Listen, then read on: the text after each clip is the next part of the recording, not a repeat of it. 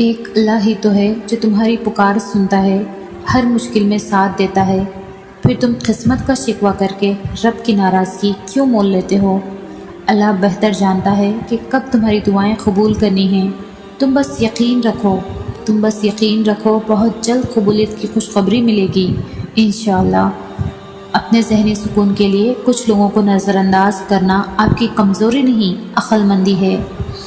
آزمائش کا سوچ کر پریشان نہ ہو، اللہ نے آسانی کے اسباب پیدا فرما دیے ہیں۔ جلد تمہاری دعائیں قبول ہوں گی اور اللہ تمہیں وہ عطا کرے گا جو تم مانگ رہے ہو۔ تہجد میں دعا کرنے کی توفیق ملنا اصل میں اشارہ ہے کہ ادھر تم دعا کرو گے ادھر اللہ قبول کر لے گا۔ ہر سلجھا ہوا انسان کہیں نہ کہیں الجھا ہوا ہوتا ہے۔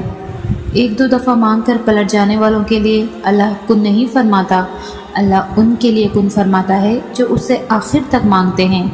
اللہ ان کے لیے مدد بھیجتا ہے جو بار بار اس کے در پر آتے جاتے رہتے ہیں۔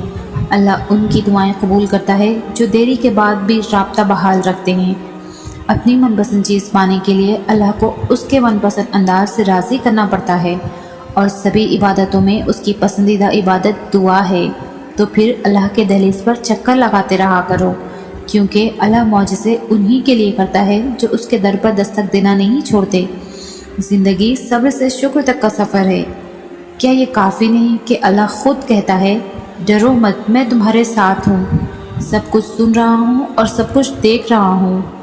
ایک وہی تو ہے جو ساتھ ہوتا ہے، دور تو ہم چلے جاتے ہیں، وہ تو ہمارے قریب ہوتا ہے، ہمارے شہرک سے بھی زیادہ قریب۔ اتنا قریب بھلا کوئی اور ہو سکتا ہے؟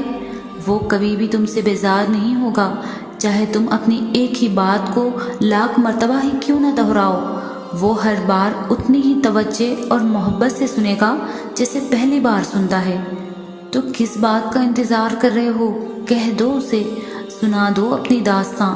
ارے وہ تو سب جانتا ہے لیکن پھر بھی تمہیں سننا چاہتا ہے، تو جاؤ پھر، کس بات کا انتظار کر رہے ہو؟ روتے رہتے ہو اس بات پر کہ کوئی محبت نہیں کرتا۔ ارے رش آنا چاہیے تمہیں خود پر اور اپنی قسمت پر۔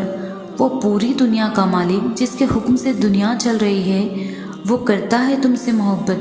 ابھی مہلت ہے، لوٹ جاؤ۔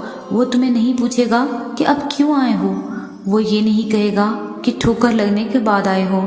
ارے وہ تو بس بنا کچھ کہے تھام لے گا۔ وہی تو ہے جو تھام لیتا ہے جب سب چھوڑ جاتے ہیں۔ فلک، چاند، ستارے اور کہکشاں جس نے بنائے ہیں وہ تمہارے معاملات بھی بنا دے گا۔ جس نے دن اور رات کا نظام سنوار رکھا ہے وہ تمہارا مقدر بھی سنوار دے گا۔ جس نے اتنی جھولیاں بھر رکھی ہے وہ تمہاری جھولی خالی نہیں رہنے دے گا۔